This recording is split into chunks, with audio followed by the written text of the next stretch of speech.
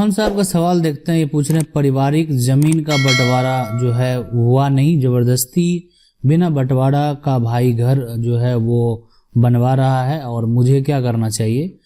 और हम जो है ये यहाँ पे काम रोकें जो है रुके, ये भी बात है। देखिए सबसे पहले तत्कालिक जो है आपको यही करना चाहिए काम रोकने के लिए कि आपको सबसे पहले तो तत्कालिक प्रक्रिया आप यही करेंगे। सबसे पहले एक जाएंगे अनुमंडल अधिकारी के पास यानी एसडीओ के पास आपको जाना है और ये जबरन करना हो गया, मतलब अगर आपस में सहमति नहीं है। दूसरा, अगर आप ग्राम से बिलोंग करते हैं तो ग्राम पंचायत का जरूर सहारा लें। उसका देखिए उसका भी होता है, ठीक है, वो अगर आपके सपोर्ट में नहीं है या उनके फैसले से आप संतुष्ट नहीं है तो अलग चीज हो गई, फिर है ना। लेकिन आप ग्राम पंचायत का पहला ऑप्शन सहारा जरूर लें, क्योंकि ग्राम पंचायत का भी जब जो लोग ग्राम से जुड़े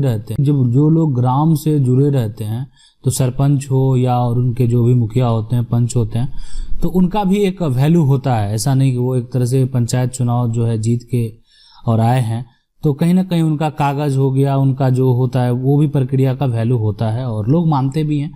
दूसरा, अगर वो अवहेलना करने वाले भी होते हैं, अगर वो प्रक्रिया आपका जो है सफल नहीं होता है तो दूसरा प्रक्रिया आप एसडीओ के पास आवेदन करेंगे किसी वकील के मार्फत, ठीक है। और उसके साथ साथ जो है आप थाना प्रभारी और सीओ को भी आवेदन कर देंगे। थाना प्रभारी को थाना बुला के आप उसको रोकने का प्रयास करेंगे। एसडीओ के द्वारा तत्कालिक आपको उस पर धारा 144 का जो है लगवा देना है ताकि उसका फिलहाल रोकथाम हो सके, ठीक है।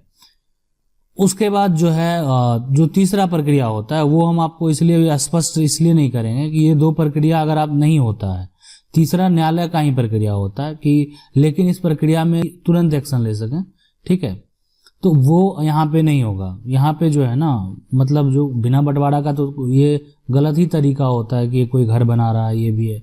और वो बनाने वाला भी अगर मान ले समझ सकते हैं वो काफ़ी बेवकूफ़ी वाली बात हो गई कि आने वाले समय में जब न्यायालय का प्रक्रिया होता है तो वो सिर्फ कानूनी नियम कानून देखता है, ये नहीं देखता है कोई भावना की तरह से कभी नहीं देखा जाता। इस बात को आप समझें, वो देखा जाता है कि ये जो भी काम हुआ ये एक तरह से कानूनी नियम की तरह हुआ या नहीं हुआ, और वकील भी यही बताना चाहते हैं, ठीक है। तो इसलिए अगर मान लेते हैं वैसा होता है तो फिर वो तो न्यायालय की प्रक्रिया बाद की प्रक्रिया है, पहले आप ये दोनों प्रक्रिया जरूर अपनाएं। अगला सवाल देखते हैं। ये पूछ रहे हैं कि एक जमीन जो कि हम ही लोगों का है ना, सभी भाई जो है के लड़के है ना, ये है ना, ये वंशावली हुआ जिसमें जो है डिग्री पेपर में भी नाम है वो बंटवारा नहीं दे रहा, मतलब ठीक है, और बेच भी रहा। देखिए बेचने के लिए आप सबसे पहले सीओ के पास जो है आप दाखिल खारिज के लिए मोटेशन के लिए रोक लगाइए, ठीक है। उस पर आवेदन कर दीजिए कि मेरा विवाद है और जो जमीन है वो मेरे हिस्से का है जिसको जबरन बेच दिया गया। दाखिल खारिज पे विवाद के कारण उसको रिजेक्ट कर दिया जाएगा, ठीक है। और जमीन खाली भी है पर देना नहीं चाहता, मतलब जो भी है जमीन, अगर देखिए हिस्सा तो मान लेते हैं अगर आपको हिस्सा लेना है तब तो हिस्सा लेने के लिए सबसे बेहतर आपको है कि अगर नहीं दे रहा है, नहीं सुन रहा है तो सीधा पार्टीशन शूट कर दीजिए, कोर्ट से कानूनी बंटवारा कर लीजिए, ठीक है। वो एक सही है कि मतलब उस तरीके से। लेकिन अगर मान लेते हैं कि बेच रहा है तो फिलहाल आपको यही होता है कि उस जमीन का बेचने के क्रम में आपको दाखिल खारिज नहीं, ऐसे भी जमीन में पार्टीशन शूट हो जाता है तब तो रजिस्ट्री में भी आप उसको रोक लगा सकते हैं, ठीक है। वहां से रजिस्ट्रार के द्वारा भी जमीन का जो रजिस्ट्री होता है उसको वहां पे रोक दिया जाता है। और लेकिन क्या कहते हैं, जब यहाँ पे जो प्रक्रिया होता है कि पार्टीशन सूट अगर आपका चल भी रहा है तो आप रजिस्ट्री पहले भी हो गया है, दाखिल खारिज नहीं हुआ तो दाखिल खारिज पे भी रोक लगा सकते हैं। अगला सवाल ये पूछ रहे सर मेरी दादी के नाम से जमीन थी पर मेरे प्रॉब्लम यह है कि मेरे पास जो भी जमीन है उसका कोई खतियान नहीं है, मेरे पास नहीं है, जो कि जो जमीन मेरे पास है मेरे कब्जे में जो है बगल वाला बोलता है कि मेरा जमीन है और उसके पास खतियान है, उस खतियान में मेरी दादी का नाम है, ठीक है। बताइए जमीन का कागज कैसे बनाए, कुछ रास्ता बताइए, ठीक। देखिए ये आपने जैसे बोले कि मेरी दादी के नाम से जमीन थी पर ये आपके पास जो जमीन अभी है खतियान आपके पास नहीं है तो खतियान निकाल लीजिए। दूसरी बात है कि अगर मान लेते हैं जो आपके पास जमीन है किसी के पास खतियान हो, उस पर अगर नाम है उनका, आपके दादी का नाम है तो जमीन आपका हक तो बिल्कुल बनता है, या उस खतियान में जितने जमीन है अगर किन्हीं का नाम है तो वो उसके पूरा शेयरदार है। तो खतियान आप जो है जिला अभिलेखागार से आप निकाल सकते हैं, ठीक है, ये आप उसको निकाल सकते हैं। उसके बाद उसको जो एक तरह से उसका दाखिल खारिज करके सीओ से शुद्धि पत्र लेके जमीन का रसीद कटा सकते हैं। तो ये प्रक्रिया आप कर सकते हैं।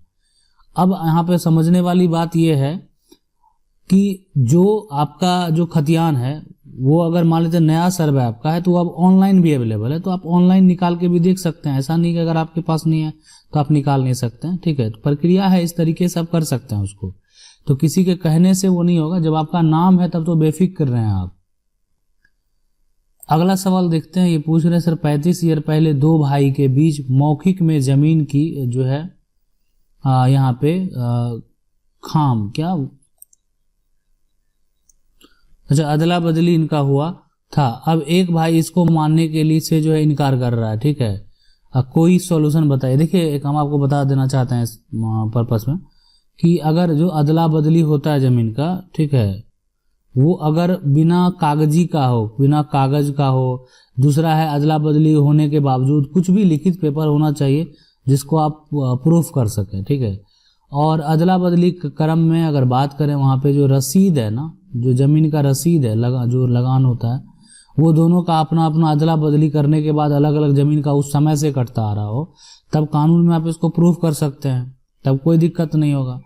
तो आपने बोला कि बीच में मौखिक हुआ, मतलब वो कोई भी नहीं है। दूसरा मौखिक होने के साथ साथ ठीक है मान लेते हैं मौखिक ही हुआ, दोनों अपना अपना अलग अलग प्लॉट का जब अगर अलग अलग जमीन का रसीद कटा रहा होगा तो ठीक है, और नहीं तो अदला बदली करने के बाद भी आप उसका जमीन का रसीद कटा रहे हैं और आपका जमीन का रसीद जो है वो कटा रहा है, तो फिर कोई फायदा नहीं वो हो सकता है, कोई फायदा नहीं वो हो सकता है कि न्यायालय में आप हार भी सकते हैं, ठीक है। तो इसलिए फिर मौखिक में जो अगर कोई भी कानून में जाएगा तो आप हार सकते हैं, इसलिए कि अगर बात करें जो दूसरे पक्ष के पास भी पुख्ता सबूत है वहां पे।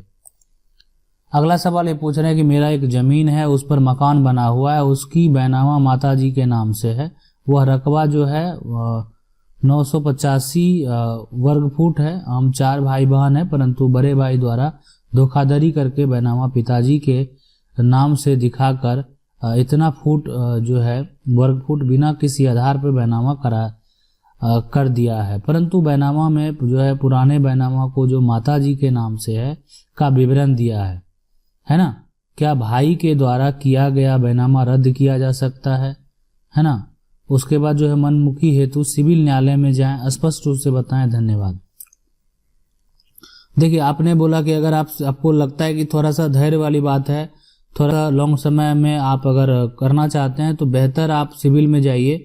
सिविल जाने से फायदा होगा, थोड़ा देर होगा, लेकिन वो जो कागज बनता है जीवन भर का, वो आगे चल के पूरा लाइफ टाइम आपका वो वैल्यू रहेगा। मतलब कहने का मतलब है कि फिर अगर कोई भी मामला अगले जनरेशन में भी उठेगा तो वो सिविल में जाने के बाद और सिविल का निर्णय अगर उनके पास रहेगा तो कभी उनको कोई तरह का दिक्कत नहीं होगा। तो एक तरह से अगर बात बोले कि आने वाले जनरेशन के लिए ये सिक्योर करता है सिविल का अच्छे तरीके से जमीन का हिस्सादारी कर लेना, जमीन का अच्छे से बंटवारा कर लेना।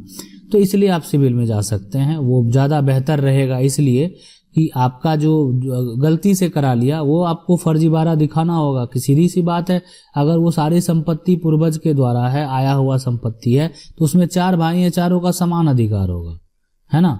तो इसलिए अगर कोई वैसा करता है तो वो चीज़ वहाँ से रद्द हो जाएगा और उसके बाद नया आदेश पारित होगा और आदेश में जो भी आदेश वहाँ से आपका डिग्री का होगा उस अनुसार सबका जो भी है वो बैनामा किया जाएगा। अगला जो सवाल है ये पूछ रहे हैं कि सर मेरे पापा के पास जमाबंदी नंबर है और जब भी रसीद कटवाते हैं तो मोटेशन केस नॉट फाउंड लिखा हुआ होता है।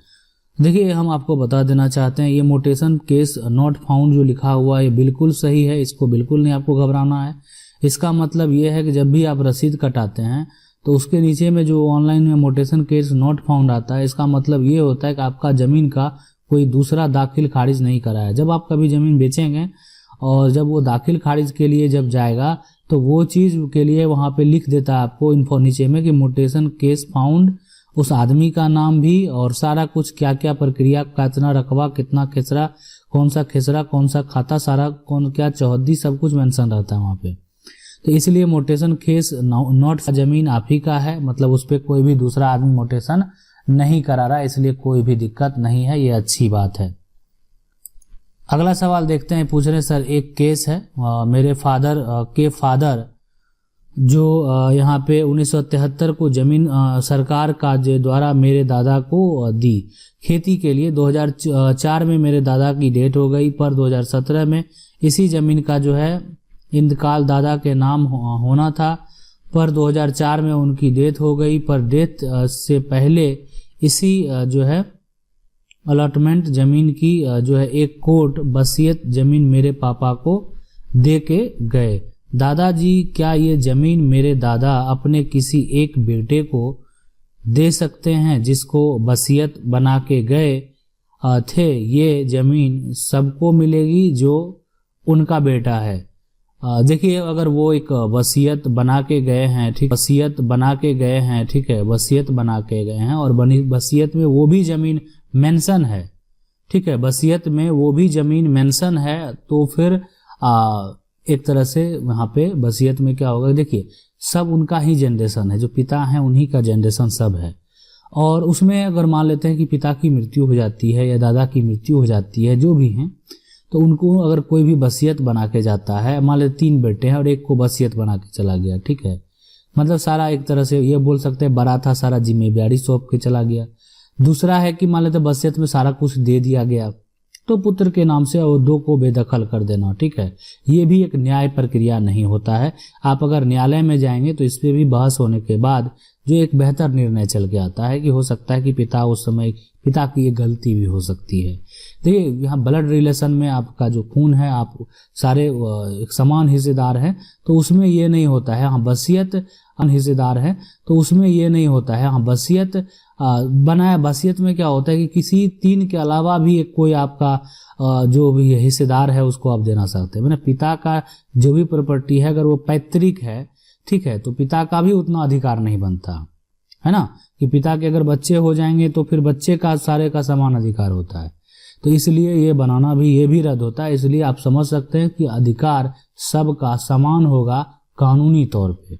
कानूनी तौर पे, अब मौखिक तौर पे जो भी लोग समझ रहे हैं कर रहे हैं वो अलग चीज है, लेकिन कानूनी में अगर जमीन पैतृक है, पूर्वज से आई हुई है, सबको समान अधिकार होगा।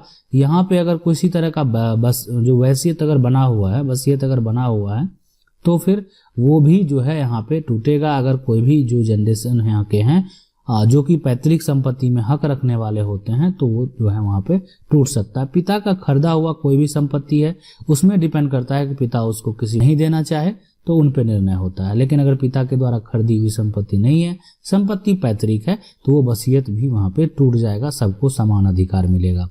आशा करते हैं वीडियो अच्छा लगा होगा। वीडियो अच्छा लगा वीडियो को लाइक जरूर कर दें। चैनल को पहली बार देख रहे हैं सब्सक्राइब करके जो बेल आइकन है उसको जरूर दबा लीजिए। मिलते